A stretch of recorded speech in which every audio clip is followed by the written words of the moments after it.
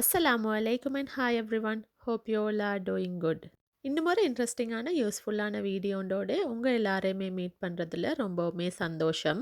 Lunch வேலையெல்லாம் முடிஞ்சதுக்கு அப்புறம் அந்த நாள் டின்னருக்கு என்ன செய்யலாம்னு யோசிச்சே நிறைய டைமை வேஸ்ட் பண்ணிட்டு இருப்போம். உங்களுக்கு இந்த வீடியோவில் நான் இன்றைக்கி ஒரு ஈஸியாக குயிக்காக செய்யக்கூடிய டின்னர் ரெசிபி ஒன்றை தான் நான் ஷேர் பண்ணிக்கிறேன். இந்த ஈஸியான டின்னரை உங்களுக்கு ஒரு ஹாஃப் அன் ஹவர்லேயே குயிக்காகவே ரெடி பண்ணிடலாம். வழமையாக ஒரே மாதிரி செய்யாமல் இந்த மாதிரி டிஃப்ரெண்ட்டான ரெசிபியை ட்ரை பண்ணி பாருங்கள். இப்போ வாங்க இந்த பொட்டேட்டோ டாக்கோவை எப்படி செய்யலாம்னு பார்க்கலாம்.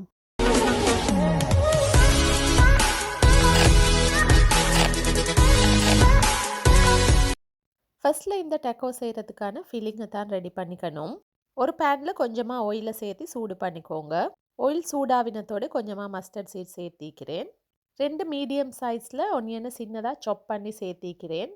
இப்போ இதை ஒனியன் கொஞ்சம் நல்லா சாஃப்டாக வர வரைக்கும் பொரிய வச்சுக்கோங்க. ஒனியன் கொஞ்சம் நல்லா சாஃப்டாக பொரிஞ்சதுக்கு பிறகு 1 டீஸ்பூன் ஜிஞ்சர் கார்லிக் பேஸ்ட் சேர்த்து அதோட பச்சை வாசம் போகிற வரைக்கும் கொஞ்சம் பொரிய வச்சுக்கோங்க.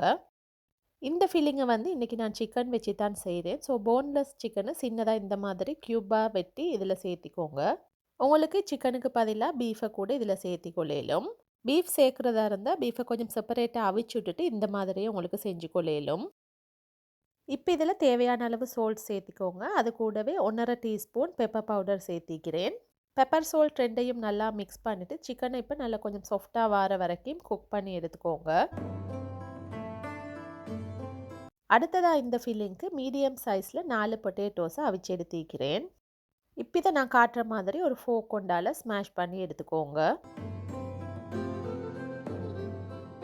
அவிச்சிருக்கிற பொட்டேட்டோஸ் எல்லாத்தையும் இந்த மாதிரி ஸ்மாஷ் பண்ணி எடுத்து வச்சுக்கோங்க. சிக்கனை சின்ன பீசஸாக கட் பண்ணியிருந்ததுனால ஒரு 10-15 மினிட்ஸ்லேயே சிக்கன் நல்லா குக்டாக வைக்கும். இதுக்கு நாங்கள் வேறு எந்த மசாலா பவுடர்ஸும் சேர்க்கலை. ஃபர்ஸ்ட்டில் சால்ட்டும் பெப்பரும் மட்டும்தான் சேர்த்திருந்தோம். இந்த நேரத்தில் 1 டீஸ்பூன் சிக்கன் பவுடரும் 2 table spoon chicken tikka masala பவுடரும் இப்போ சேர்த்திக்கிறேன். இதை ரெண்டையும் சிக்கனோடு சேர்த்து நல்லா மிக்ஸ் பண்ணி எடுத்துக்கோங்க. இப்போ இந்த சிக்கன் கூட நாங்கள் ஆல்ரெடி ஸ்மாஷ் பண்ணி வச்சுருந்த பொட்டேட்டோஸை சேர்த்திக்கோங்க. இப்போ சிக்கனையும் பொட்டேட்டோவையும் ஒன்றோடு ஒன்று சேர்கிற வரைக்கும் நல்லாவே மிக்ஸ் பண்ணி எடுத்துக்கோங்க. சிக்கன் டிக்கா மசாலா பவுடர் உங்ககிட்ட இல்லைன்னா 1 டேபிள் ஸ்பூன் சில்லி பவுடரும் 1 டேபிள் ஸ்பூன் தந்தூரி மசாலாவும் சேர்த்துக்கொள்ளையிலும். கடைசியாக இதில் 3 க்ரீன் சில்லியையும் கொரியண்டர் லீவ்ஸையும் சின்னதாக சாப் பண்ணி சேர்த்திக்கிறேன். இந்த ஃபில்லிங்கை பார்த்தீங்கன்னா ஒரு நல்ல ட்ரையான தண்ணி தன்மை இல்லாத மாதிரி தான் இதை செஞ்செடுக்கணும். எல்லாத்தையும் நல்லா மிக்ஸ் பண்ணிட்டதுக்கு பிறகு குக்கரை டர்ன் ஆஃப் பண்ணிக்கோங்க. இந்த ரெசிபிக்கான ஃபில்லிங்கை ரெடி பண்ணிட்டோம். அடுத்ததாக இந்த ரொட்டி எப்படி செய்யலாம்னு இப்போ பார்ப்போம். இந்த ரொட்டி செய்கிறதுக்கு 500 கிராம்ஸில் மாவு எடுத்திக்கிறேன். அது கூட தேவையான அளவு சால்ட் போட்டு ரெண்டையும் கொஞ்சம் மிக்ஸ் பண்ணிக்கோங்க. 3 டேபிள் ஸ்பூன் ஆயில் இப்போ இந்த மாவு கூட சேர்த்து இதையும் நல்லா மிக்ஸ் பண்ணிக்கோங்க. அடுத்ததாக கொஞ்சம் கொஞ்சமாக தண்ணி சேர்த்து இந்த மாவை நல்லா சாஃப்டாக வர வரைக்கும் கொஞ்சம் பிசைஞ்சிக்கணும். ஒரே தடவையில் தண்ணியை ஊற்றிடாமல் கொஞ்சமாக ஊற்றி பிசைஞ்சதுக்கு போகிறோம். தேவையான அளவை பார்த்து பார்த்து ஊற்றி பிசைஞ்சிக்கோங்க. கூடுதலாக தண்ணி சேர்த்திட்டோம்னா மாவு கொஞ்சம் தண்ணி தன்மையாக இருக்கும். ஸோ நீங்கள் திருப்பியும் அதுக்கு மாவு போட்டு சரி பண்ண வேண்டியதாக இருக்கும். அதனால தான் கொஞ்சமாக தண்ணி சேர்த்து பிசைஞ்சிக்கணும். இப்போ இந்த டோவை ஒரு 5 நிமிஷத்துக்கு கொஞ்சம் சாஃப்டாக வர வரைக்கும் பிசைஞ்சு வச்சுக்கோங்க. இந்த மாதிரி டோவை நல்லா சாஃப்டாக பிசைஞ்சதுக்கு போகிறோம் ஒரு துணி உண்டால் நல்லா கவர் பண்ணி ஒரு 15 to 20 மினிட்ஸுக்கு ரெஸ்ட்டில் வச்சுடுங்க. இந்த மாதிரி வச்சுருந்துட்டு நாங்கள் ரோல் பண்ணி ரொட்டி செய்யக்குள்ள எங்களுக்கு ஈஸியாகிக்கும். மாவு இன்னும் நல்லா சாஃப்டாக இருக்கும். 20 மினிட்ஸ் வச்சுருந்ததுக்கு பிறகு பார்த்தீங்கன்னா மாவு கொஞ்சம் இன்னும் நல்லா சாஃப்டாக வைக்குது. சப்பாத்தி ரொட்டி எல்லாம் செய்கிற நேரத்தில் இந்த மாதிரி மாவை பிசைஞ்சு கொஞ்சம் ரெஸ்ட்டில் வச்சுருந்துட்டு செய்யக்குள்ள உங்களுக்கு ஈஸியாகிக்கும். மாவுமே பார்த்தீங்கன்னா நல்லா சாஃப்டாகவும் வைக்கும். உங்களுக்கு ரோல் பண்ணுறதுக்கும் கஷ்டம் இல்லாமல் வைக்கும். இப்போ இந்த டோவை நான் ஈக்குவலாக டிவைட் பண்ணி எடுத்துக்கோறேன். எல்லா ரொட்டியையும் செய்யக்குள்ள ஒரே அளவில் செஞ்சு எடுக்கிறதுக்காகத்தான் ஈக்குவலாக டிவைட் பண்ணி எடுத்துக்கணும்.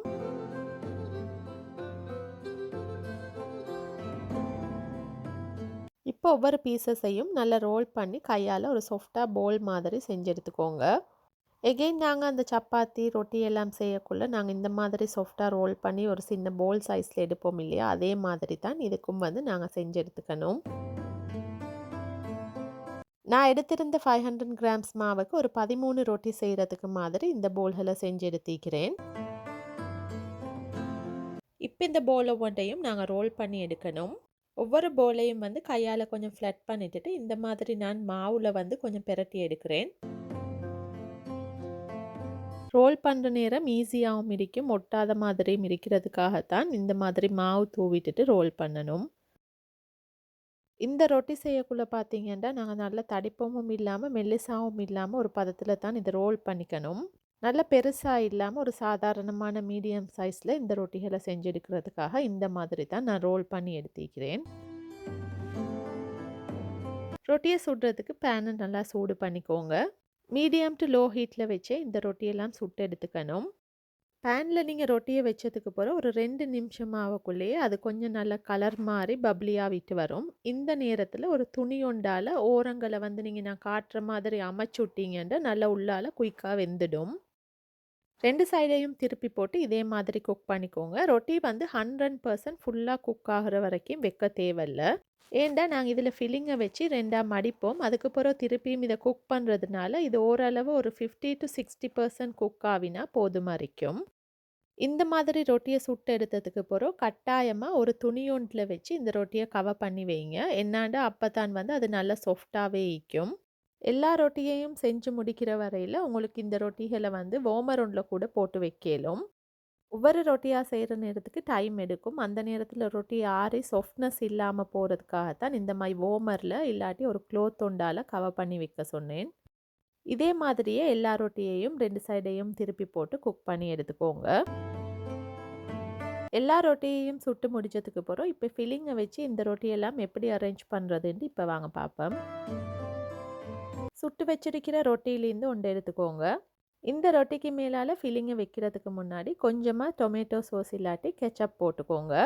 ஒரு 1 to 2 டீஸ்பூன் மாதிரி போட்டு நான் காட்டுற மாதிரி ரொட்டிக்கு மேலால் ஸ்ப்ரெட் பண்ணிக்கணும். இப்போ நாங்கள் செஞ்சு வச்சிருக்கிற ஃபில்லிங்கில் வந்து ஒரு 2-3 டேபிள் ஸ்பூன் இந்த ரொட்டியில் வச்சு நல்லாவே ஒரு தின்னாக லேயராக ஸ்ப்ரெட் பண்ணிக்கோங்க. போதுமான அளவு ஃபில்லிங்கை வச்சதுக்கு பிறகு நீங்கள் ஒரு ஸ்பூன் உண்டாலே நல்லா அமைச்சு விட்டீங்கன்னா அது ரொட்டியோடு நல்லா சேர்ந்துடும். ஃபில்லிங்கை வச்சு ஒரு லேயராக ஸ்ப்ரெட் பண்ணினதுக்கு அப்புறம் இதுக்கு மேலால் கொஞ்சமாக மயனைஸ் போட்டுக்கோறேன். உங்களுக்கு இதுக்கு விருப்பமான சோஸ் ஆட் பண்ணிக்கொள்ளையிலும். சில்லி சோஸ் இல்லாட்டி கார்லிக் மயனைஸ், பர்கர் சோஸ் எது வேணுண்டாலும் ஆட் பண்ணிக்கொள்ளையிலும். கடைசியாக இதுக்கு மேலால் கொஞ்சமாக கிரேட் பண்ணின சீஸ் ஆட் பண்ணிக்கிறேன். இது ஆப்ஷனல் தான், உங்களுக்கு விருப்பம் தான் ஆட் பண்ணிலும் இல்லாட்டி இதை ஸ்கிப் பண்ணிக்கொள்ளையிலும். இப்போ நாங்கள் ஃபில்லிங் சீஸ் எல்லாத்தையும் ஆட் பண்ணினதுக்கு அப்புறம் நான் காட்டுற மாதிரி ரொட்டியை வந்து 2ஆக மடிச்சுக்கணும். இந்த மாதிரி கையால் 2 சைடையும் வச்சு நீங்கள் கொஞ்சம் அமைச்சு விட்டீங்கன்னா அது ஃபில்லிங் எல்லாம் ரெண்டும் ஒன்றோடு சேர்ந்து வந்துடும். இப்படியுமே சோஸ் எல்லாம் போட்டிருக்கிறதுனால ஃபில்லிங் எல்லாம் கொட்டுறதுக்கு சான்ஸே இல்லை. எல்லா ரொட்டிகள்லேயும் இதே மாதிரி ஃபில்லிங்கை வச்சு அரேஞ்ச் பண்ணிக்கோங்க. ஃபில்லிங் எல்லாம் வச்சு செஞ்சு வச்சதுக்கு அப்புறம் எங்களுக்கு ஒரே தடவையில் வந்து குயிக்காகவே சுட்டு எடுத்துடலாம். ஃபஸ்ட்டில் ரொட்டிக்கு மேலால் டொமேட்டோ சாஸ் அப்ளை பண்ணிக்கோங்க. அதுக்கு மேலால் ஃபில்லிங் ஒரு தின் லேயராக ஸ்ப்ரெட் பண்ணினதுக்கு அப்புறம் உங்களுக்கு விருப்பமான சோஸை இதுக்கு மேலால் போட்டுக்கொள்ளையிலும். நான் வந்து மயனைஸ் தான் போட்டிக்கிறேன். அதுக்கு பிறகு கடைசியாக விருப்பம்னா உங்களுக்கு இதில் சீஸ் சேர்த்து கொள்ளையிலும். இல்லாட்டி ஃபில்லிங்கை வச்சு சோஸை போட்டு இப்போ 2ஆக இதை மடிச்சுக்கோங்க. ஃபில்லிங்கை வச்சு மடித்ததுக்கு பிறகு கொஞ்சம் கையால் இதை அமைச்சு விட்டீங்கன்னா அது ஃபில்லிங் நல்லா ரொட்டியோடு சேர்ந்துடும். இந்த மாதிரி பர்ஃபெக்டாக எல்லா ரொட்டியையும் வந்து ஃபில்லிங்கை வச்சு அரேஞ்ச் பண்ணிட்டீங்கன்னா இப்போ இது எங்களுக்கு குயிக்காகவே சுட்டு எடுத்துடலாம். ரொட்டியெல்லாம் சுட்டு எடுக்கிறதுக்காக இந்த தவாவை சூடு பண்ணிக்கிறேன். இதுக்கு மேலால் கொஞ்சமாக பட்டர் சேர்த்திக்கோங்க. இப்போ நாங்கள் ஃபில்லிங்கை வச்சு அரேஞ்ச் பண்ணி வச்சுருக்கிற ரொட்டி ஒவ்வொன்றா இந்த பேனில் வச்சு 2 சைடும் கொஞ்சம் கோல்டன் கலர் வர வரைக்கும் ஒரு 2-3 நிமிஷத்துக்கு இதை சுட்டு எடுத்துக்கணும். பட்டர் கொஞ்சம் தடவிட்டு சுடுறதுனால பார்த்தீங்கன்னா ரொட்டி நல்லா கொஞ்சம் கோல்டன் கலரில் வரும். ரொட்டிட்டு மற்ற சைட்லேயும் வந்து கொஞ்சமாக பட்டர் இப்போ அப்ளை பண்ணிக்கிறேன். 2-3 நிமிஷத்துலேயே பார்த்தீங்கன்னா ரொட்டியில் வந்து ஒரு சைடு நல்லா வெந்து கலர் நல்லா சேஞ்ச் ஆகிக்கும். இப்போ ரொட்டியை வந்து நீங்கள் திருப்பி போட்டுக்கோங்க. ஒரு 2-3 நிமிஷத்துலேயே மற்ற சைடும் வந்து நல்லா ஃப்ரைடாகி வந்துடும். அது வரைக்கும் மீடியம் ஃப்ளேமில் வச்சு இந்த ரொட்டியை சுட்டு எடுத்துக்கோங்க. ரொட்டி ஆல்ரெடியே நல்லா குக்காக வைக்கிறதுனால நிறைய நேரம் இதை குக் பண்ண தேவையில்லை. இந்த மாதிரி கலர் சேஞ்ச் ஆகினத்தோடையே இதை பேன்லேருந்து எடுத்துருங்க. இந்த மாதிரி 2 சைடும் நல்ல ஒரு கோல்டன் கலரில் வந்து நல்ல பர்ஃபெக்டாக குக்காக வைக்குது. இதே மாதிரியே எல்லா ரொட்டியையும் பட்டர் அப்ளை பண்ணி சுட்டு எடுத்துக்கோங்க. இனிமேல் உங்களுக்கு டின்னருக்கு என்ன செய்யலாம்னு யோசிச்சுட்டு இருக்கிற அந்த நேரத்தில் இந்த பொட்டேட்டோ டாக்கோவை ஈஸியாக உங்களுக்கு குயிக்காகவே செஞ்சிடலாம். பார்க்குறதுக்கும் இது டிஃபரெண்ட்டாக இருக்கிற மாதிரி இது டேஸ்ட்லேயும் பார்த்தீங்கன்னா நல்லா சூப்பராக நல்லா டிஃபரெண்ட்டாக ஈக்கும். பொதுவா நாங்க இந்த மாதிரி ரொட்டி எல்லாம் செஞ்சு அதில சோஸ், சீஸ் எல்லாம் வச்சு சாப்பிட்டு இருக்க மாட்டோம். உண்மையிலேயே இது அந்த அளவுக்கு நல்ல டேஸ்டியா இருந்துச்சு. நீங்களும் இத கட்டாயம் ட்ரை பண்ணி பாருங்க. வீட்ல உள்ள எல்லாருமே விரும்பி சாப்பிடுவாங்க. ஸ்பெஷலி புள்ளைங்க கூட நல்லாவே விரும்பி சாப்பிடுவாங்க. அதே நேரம் இத டின்னருக்கு மட்டுமல்லாம பிரேக்ஃபாஸ்ட் இல்லாட்டி ஸ்கூல் பேக் லஞ்சுக்கு கூட உங்களுக்கு இத செஞ்சு கொள்ளையிலும். கட்டாயம் ட்ரை பண்ணி பாருங்க. ட்ரை பண்ணி பார்த்துட்டு உங்களோட ஃபீட்பேக்க கமெண்ட்ல ஷேர் பண்ணுங்க. இந்த வீடியோ உங்களுக்கு பிடிச்சிருந்தா மறக்காம உங்களோட ஃப்ரெண்ட்ஸ் அண்ட் ஃபேமிலிஸ் கூட ஷேர் பண்ணுங்க. இதே போல இன்னும் ஒரு யூஸ்ஃபுல்லான வீடியோண்டோட உங்களை மீட் பண்றேன். Until then, thanks for watching. Take care. Bye bye.